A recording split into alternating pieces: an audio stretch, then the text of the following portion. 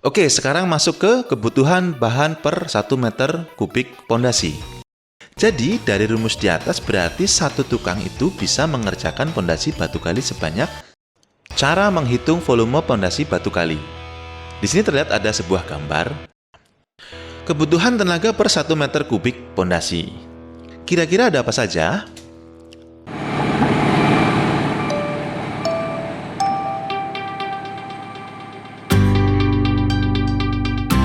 Semangat pagi! Di sini Om Yayo menyapa Anda semua dimanapun Anda berada. Kali ini saya akan bercerita tentang cara menghitung kebutuhan pondasi batu kali. Pertanyaan umum yang sering ditanyakan adalah, berapa material pondasi per meter kubik? Berapa semennya, berapa pasirnya, dan berapa batunya? Berapa harga borongannya? Kemudian, sebenarnya per hari itu dapat berapa meter pondasinya? Nah, untuk tahu berapa meter kubik pondasinya, itu memerlukan hitungan volume pondasi batu kali. Makanya, tonton terus sampai habis ya. Oke, sekarang masuk ke kebutuhan bahan per 1 meter kubik pondasi. Ini untuk yang campuran 1:4. Di sini ada apa saja? Ada pertama, batu belah, kedua, semen, lalu yang ketiga, pasir. Subscribe Om Yayo. Tekan tombol subscribe-nya, lalu tekan like-nya, kemudian tuliskan komen, dan share jika Anda suka dengan video ini. Oke, kembali ke video. Dan jangan lupa juga tekan playlist dari channel ini. Untuk kebutuhannya, batu belah adalah 1,2 meter kubik per 1 meter kubik pondasi. Kemudian semen 163 kg per 1 meter kubik pondasi. Kemudian pasirnya berapa? Pasirnya 0,52 meter kubik per 1 meter kubik pondasi. Lalu sekarang kita coba simulasikan ke contoh. Misalnya, contoh. Volume pondasi batu kali adalah 10 meter kubik. Maka, kebutuhan batu belah sebesar 12 meter kubik. Kemudian, kebutuhan semen sebesar 1.630 kg. Kemudian, kebutuhan pasirnya sebesar 5,2 meter kubik. Angka ini dari mana? Untuk batu belah, ini 12 meter kubik ini berasal dari 1,2 dikali 10 sama dengan 12. Kemudian untuk semennya, hitungannya berasal dari 163 kg dikali 10. Hasilnya 1.630 kg. Kemudian untuk pasirnya ini, itu hitungannya berasal dari 0,52 dikali 10. Temunya 5,2 meter kubik.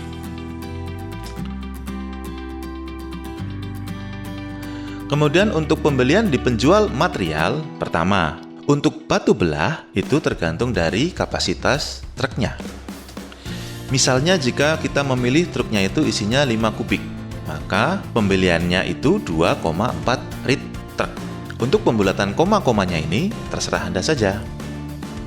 Kemudian contoh lain misalnya Anda memilih untuk membeli dengan penjual yang memiliki truk kapasitasnya 3 kubik, maka Anda perlu membeli batu belah sebanyak 4 rit.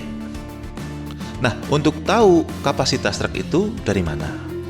Ukur saja bagian dalamnya, panjangnya berapa, lebarnya berapa, tingginya berapa. Tinggal dikalikan semua, nanti ketemu berapa meter kubik isi dari bak truknya tersebut.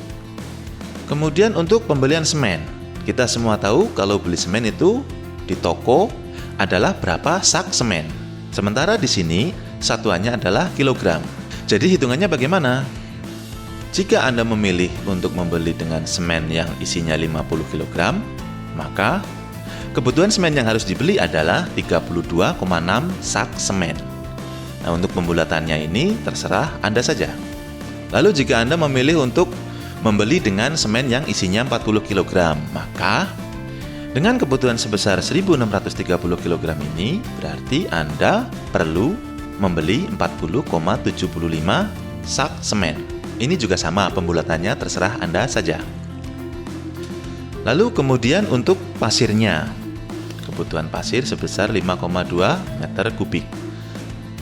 Nah, untuk membelinya tergantung dari isi truk pasirnya. Contoh misalnya Anda memilih untuk membeli dengan truk kapasitas 5 meter kubik. Berarti Anda perlu 1,04 rit truk.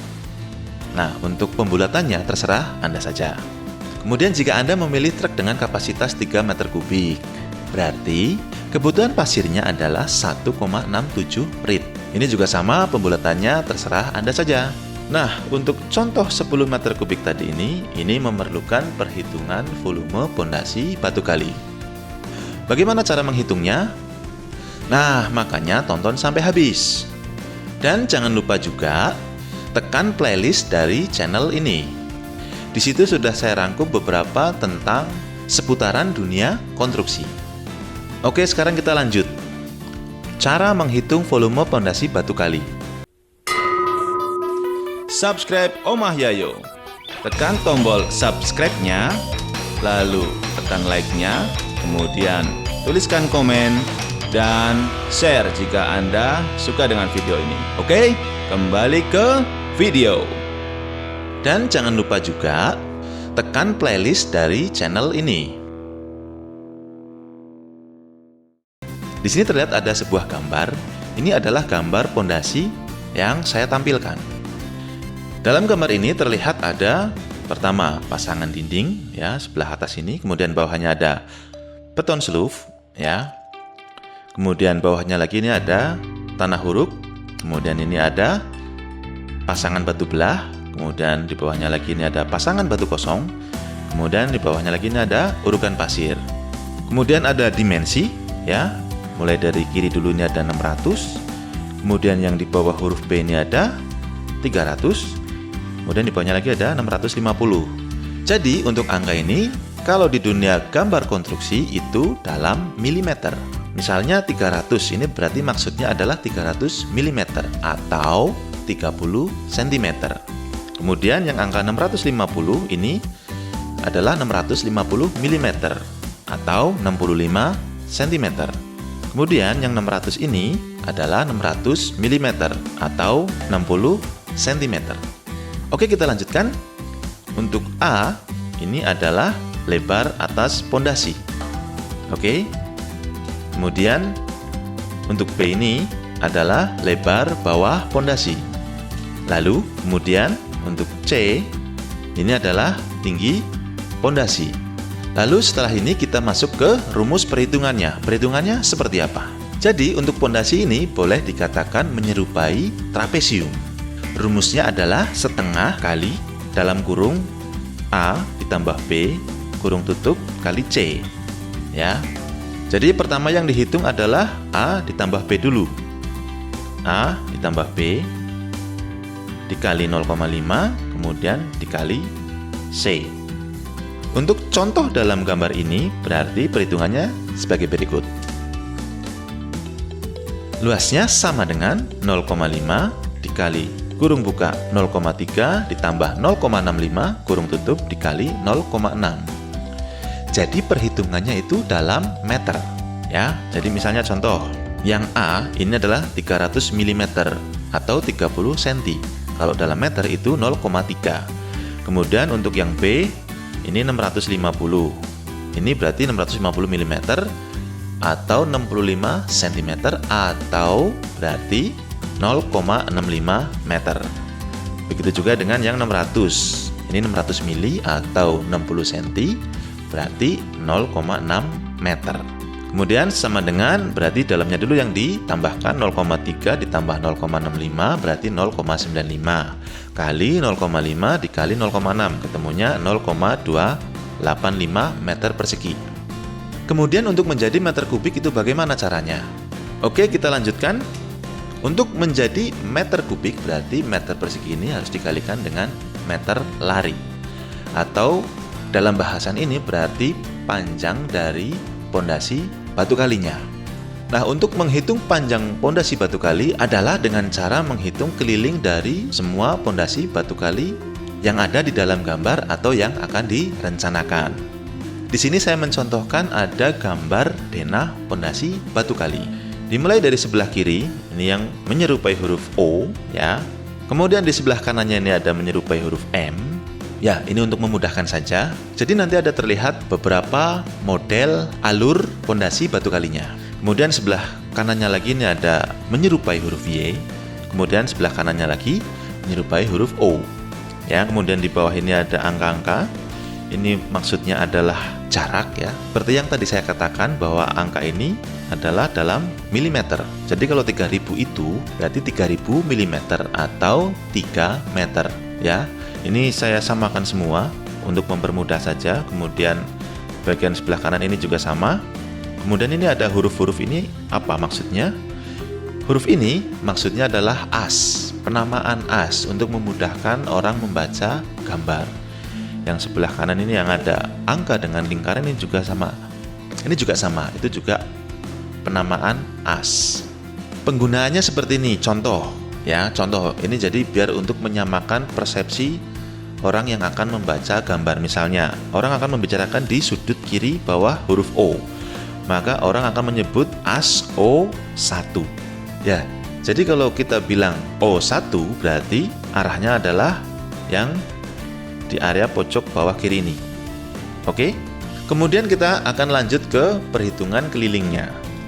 Saya simulasikan dengan pergerakan warna merah ini. Jadi untuk menentukan kelilingnya itu dengan cara menjumlah dari semua alur pondasi yang ada. Ya, tadi O, kemudian kita contohkan yang M, ya. Pergerakannya seperti ini. Jadi semua alur pondasi itu dijumlahkan. Kemudian begitu juga dengan contoh yang menyerupai huruf Y. Kemudian contohnya lagi huruf O, sama seperti yang awal tadi. Oke, kita lanjut ke contoh perhitungannya. Jadi perhitungannya seperti ini, ya. Pertama kita hitung yang sebelah kiri dulu ini. Alur yang sebelah kiri ini panjangnya berapa? Nah, di gambar itu ada. Ini ada 3 meter sejauh 5. Berarti 15 meter. Kemudian yang untuk yang pendeknya ini, yang ke kanan itu ada 3 dikali 3, berarti 9 meter.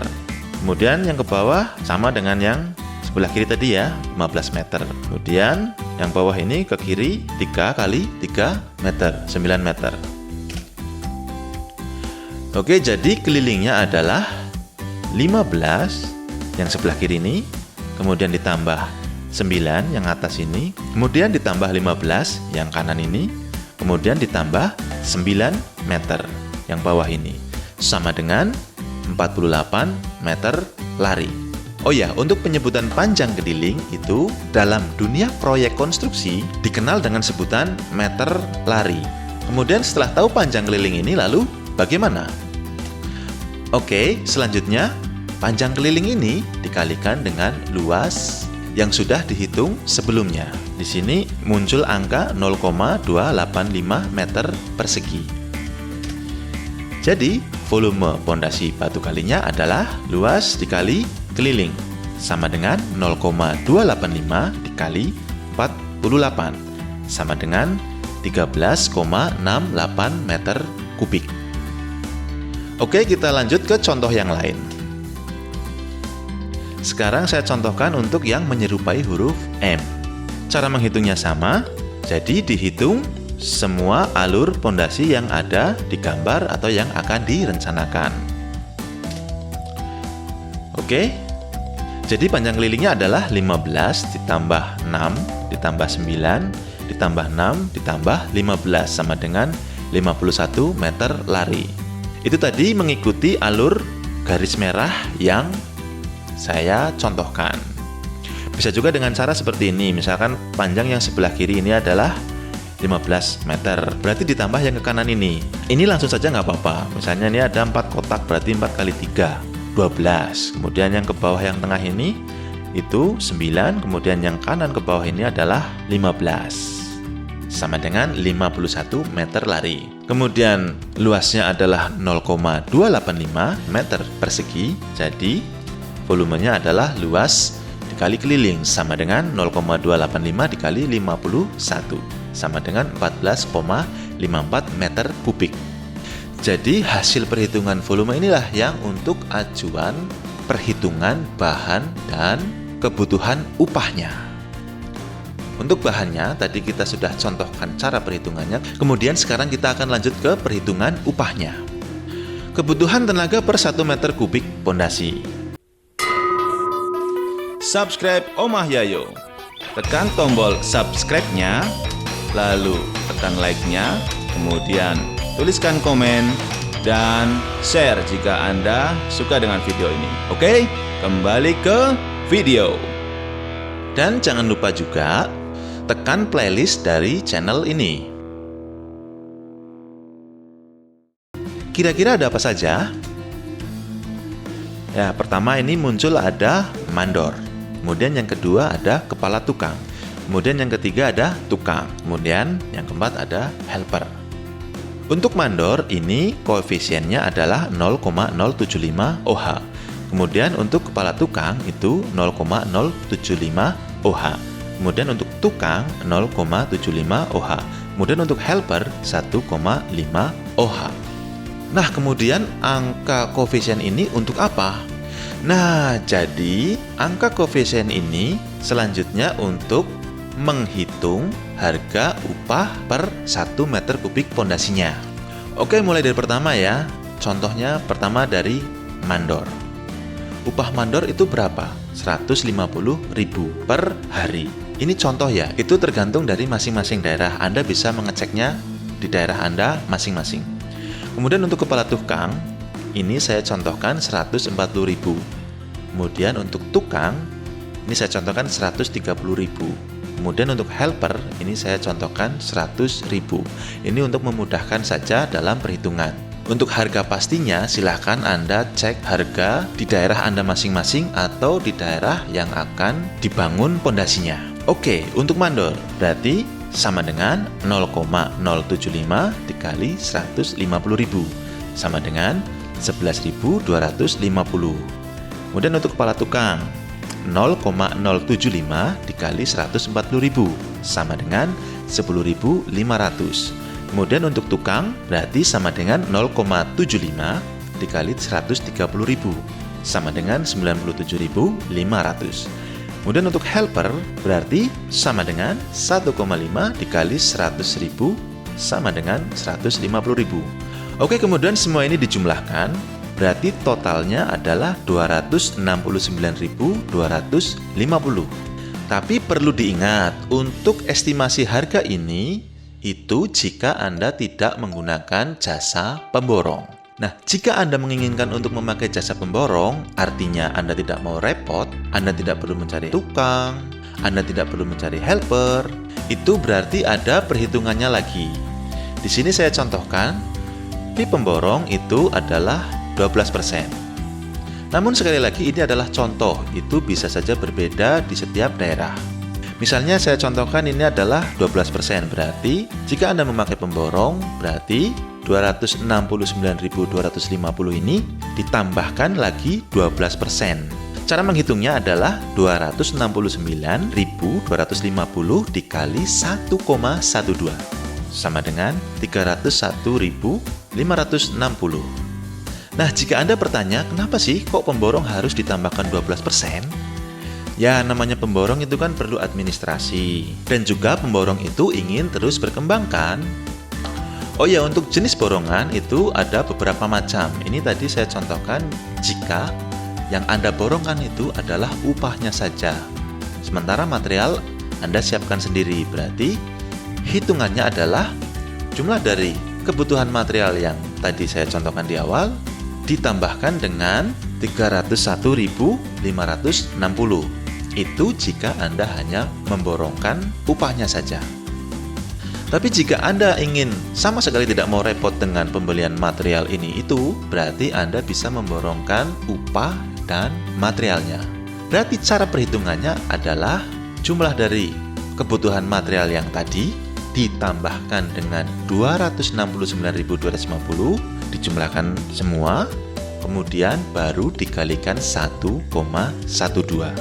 Oke, sekali lagi saya katakan, contoh fee pemborong 12% ini bisa berbeda-beda di masing-masing daerah. Oke, sekarang kita lanjutkan. Kita lanjut ke pertanyaan, sebenarnya satu hari itu bisa mendapat berapa meter kubik pondasinya? Jadi dari rumus di atas berarti satu tukang itu bisa mengerjakan pondasi batu gali sebanyak 1,33 meter kubik per hari. Jadi misalnya, ini contoh, setelah dihitung ternyata volume pondasi batu gali itu 13,3 meter kubik. Berarti jika ada satu pasang tukang dan helper, itu kemungkinannya bisa selesai dalam waktu 10 hari. Nah, tapi kemudian jika Anda merasa 10 hari itu kelamaan, maka salah satu caranya adalah dengan cara menambah jumlah grup tukang dan helpernya. Tapi perlu dicatat ya, tidak selamanya penambahan jumlah tukang dan helper itu bisa mempercepat selesainya pekerjaan. Sekarang Anda bayangkan, misalnya jika ada pekerjaan pondasi batu gali dengan volume 10 meter kubik, tapi yang mengerjakan ada 1000 pasang tukang dan helpernya. Kira-kira bagaimana? Apa yang akan terjadi? Nah, Anda pasti sudah tahu jawabannya. Oke, demikian cerita tentang cara menghitung kebutuhan pondasi batu gali. Mohon maaf bila ada salah dalam penyampaian.